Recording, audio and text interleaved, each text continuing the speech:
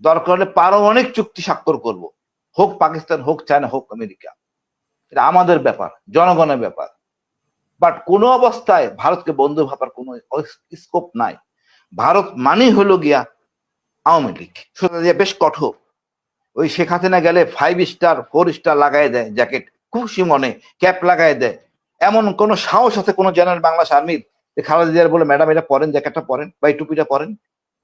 16টা বছর আওয়ামী লীগ যে নির্যাতন করা হয়েছে তার প্রতিফলন দেখেন। মা মারা গেছে, ছেলে জানাজা পড়াবে ডান্ডাপেরি অবস্থায়। আর মনে রাখতে হবে ভারত কি ফেলানির ঝুলন্ত লাশ।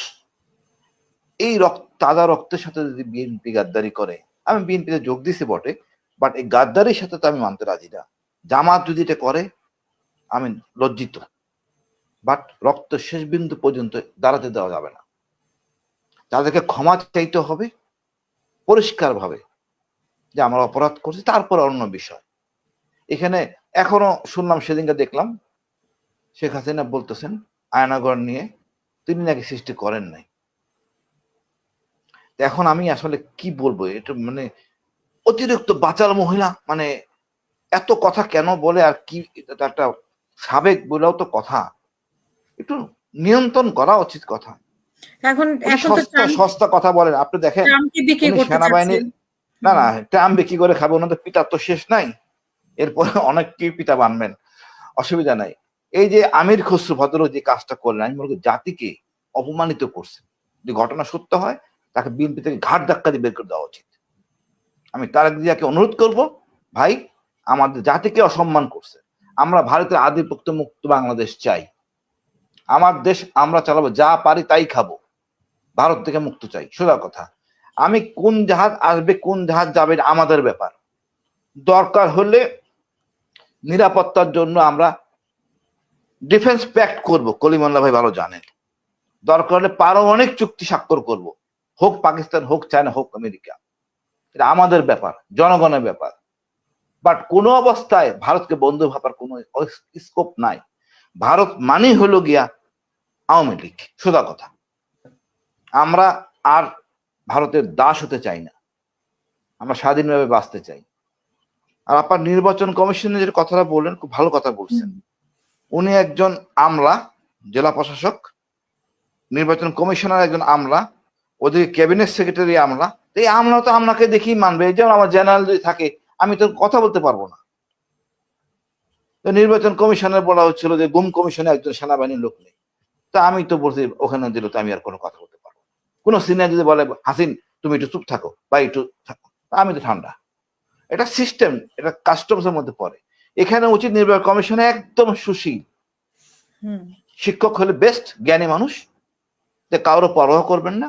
আর রিটার্নিং অফিসার গুলো হবে অ্যাবসলিউটলি সেপারেট। এর লোক জেলা প্রশাসনের কোনো সম্পর্ক থাকবে না, না হলে আমাদের সুষ্ঠু নির্বাচন সম্ভব না, পরিষ্কার কথা।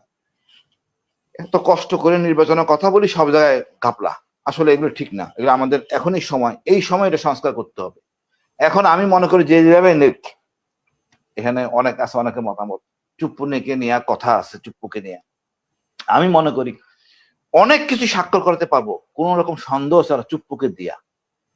সে অনেক বিতর্কিত ব্যক্তি, সহজেই স্বাক্ষর করবেন। যা সংস্কারগুলি তাকে দিয়ে করে নেওয়া উচিত, অতি জরুরি। অন্য দর্শনের না। বা জন বিপ্লবের কথা বলবেন, চেতনার কথা বলবো, আমি বলি চিপ্পু চলে যাওয়া উচিত। বাট সংস্কারের কথা বললে যারা জ্ঞান লোক কলিমুল্লাহ বাইরে যদি এখন আমি চুপ্পু জায়গায় বসাই, 10 বার চিন্তা করবেন প্লাস মাইনাস ঠিক হবে কি হবে না। বাট চুপ্পু সাহেব এই চিন্তা করবে না, জাস্ট সাইন করে দিবেন, জাস্ট সাইন করে দিবেন। নিজে উনি বিতর্কিত, এই সুযোগটা নিতে পারি আমরা দেশ সংস্কারের জন্য ভালোভাবে। আমি সবসময় বলি যে লোকগুলি আওয়ামী লীগের আছে, যারা আছেন ওই সিল মারা, তাদের দিয়ে কাজ করাইতে হবে, যেন আমরা বলতে পারি তোমার লোকই করছে। আপা বুঝতে পারছেন আমার দর্শনটা? আমি তাদের দিয়ে করাইয়ে নিব যারা ওদের সাথে সুশীল ছিলেন। আর আমি তো বললামই আপা, এই তাজা রক্ত এর সাথে বেইমানি করলে জাতি ছাড় দিবে না। যেই দলই গাদ্দারি করবে বা ভালোবাসবে আওয়ামী লীগের ফ্যাসিজমকে, জাতি তার ন্যায় বিচার দিবে। আমির খসরুর এই ছবি 2000 যদি 14 সালে 15 সালে বা 18 সালেও হয়, তাও কি আমির খসরুর এই 18 সালে কি নত হওয়াটা কি জরুরি ছিল, বা 14 সালে ওনার নত হওয়াটা কি জরুরি ছিল? আমাদের এমন আমাদের এখনো তো ওনারা বলছেন যে নির্বাচনে জনগণ তাদেরকে প্রত্যাহার করবে, তার মানে নির্বাচনে আসুক। না না আপা, এটা কোনো কথা না। আপনি বোঝার চেষ্টা করেন, জনগণ যদি সম্মান না করি, শ্রদ্ধা জায়গায় না আনি, তাহলে আপনি কিভাবে জননেতা হন? আপনি জননেতার উপর আস্থা নাই, আস্থা হলে ভারতের উপরে যে বলবে তাকে বের করে দেওয়া উচিত।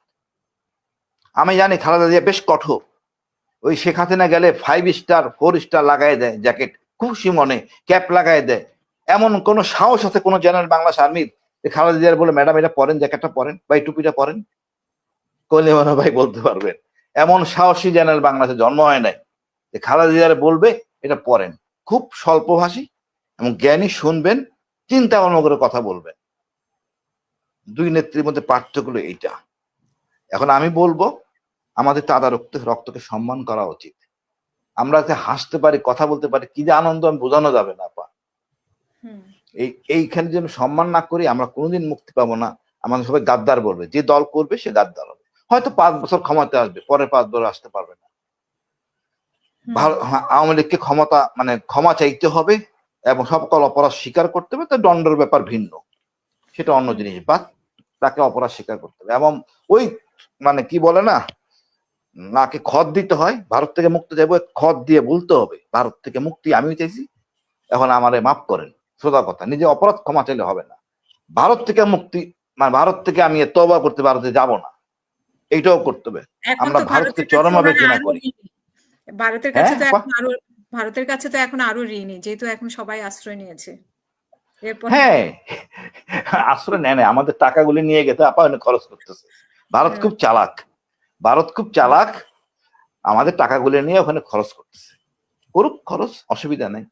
জাতি জানলো যে বিপদের সময় নেতা কি কাজে লাগে, জাতি টের পাচ্ছে।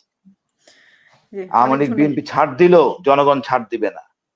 আওয়ামী লীগ বিএনপি ছাড় দিল, আওয়ামী লীগ না সরি আমাদের বিএনপি জামাত ছাড় দিল, জনগণ ছাড় দিবে না। আমি ছাত্রদের উপর আমার খুব আস্থা, একইভাবে সেনাবাহিনীর খুব আস্থা, সেনাপ্রধানের খুব আস্থা। যে দূরত্ব, যে আতঙ্ক আছে আমাদের সেনাবাহিনীর উপরে, সে আতঙ্ক থাকবে না, রাস্তা জায়গায় যাবে ইনশাল্লাহ। আমরা সোনার বাংলাদেশ গড়বো, স্বাধীন বাংলাদেশ গড়বো ইনশাল্লাহ।